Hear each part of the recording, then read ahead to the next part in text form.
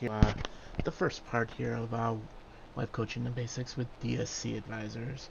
You know, we're not going to be having a little webcam going on for these components because I want you to really pay attention to um, what's being said in the slides. And in addition, um, I have to wear these silly headphones in order to talk. I don't have one of those really cool mics, so um, I don't want to be seen with these silly headphones on, which is kind of funny, but at the end of the day, that's how it is. So, but let's get started here. And again, like I stated, please let me know if you do have any questions going forward. Again, my email address is dan@dansuccesscoaching.com, or you can visit my website at www.dansuccesscoaching.com.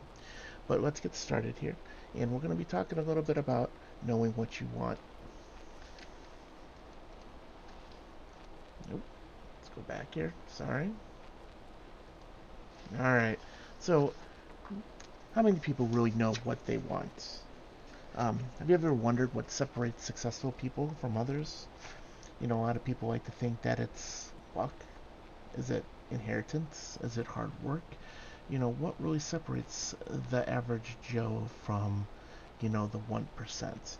And a lot of people have a hard time thinking about that, how that really comes to be, and a lot of people like to place blame and say that it's not fair, but, what is success? And we'll talk a little bit about what success means to you versus what it means to some other people.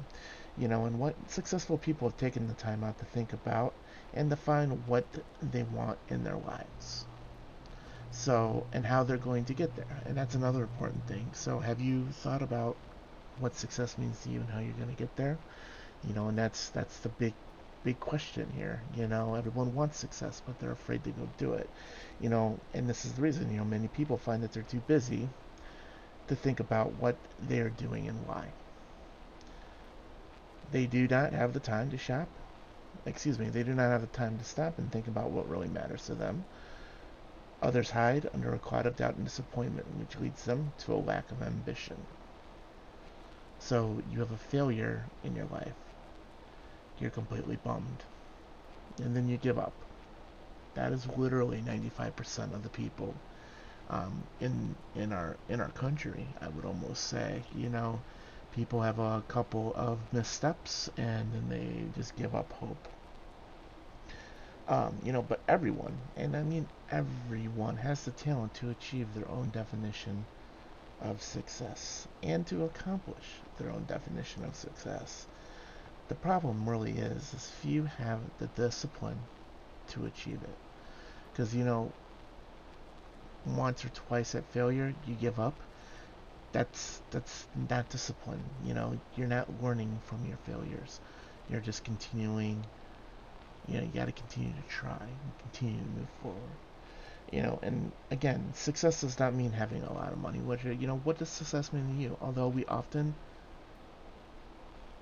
measure success by how much money we have, and if you can tell me, or if you want to, just think about for a second, what does success mean to you and how do you measure it? And then why? Why do you measure it that way? To some people in the Middle East, it might be, just having a roof over their head. That might be successful to them. To people in New York, it's, to be a millionaire and have a condo on Wall Street or something. I don't know. But the meaning of success is very different moving around the world. So what does success mean to you? And then how do we achieve success? So before we can achieve success, you must know what success is. So for the next minute, think about how you would define success. So I'm going to pause this for a second, and I just want you to define what you feel success is.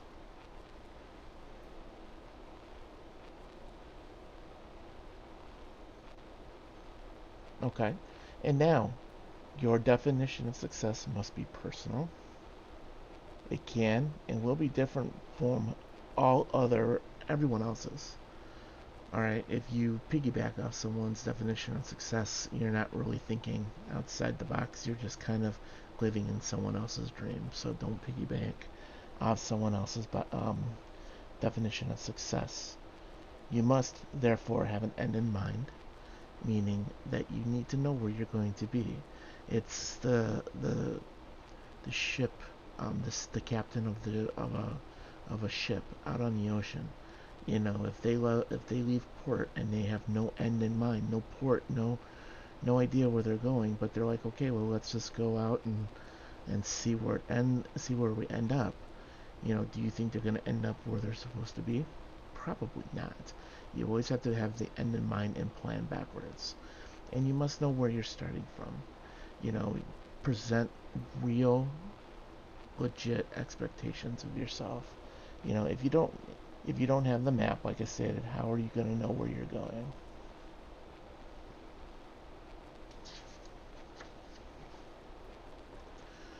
So now let's talk a little bit about where am I now?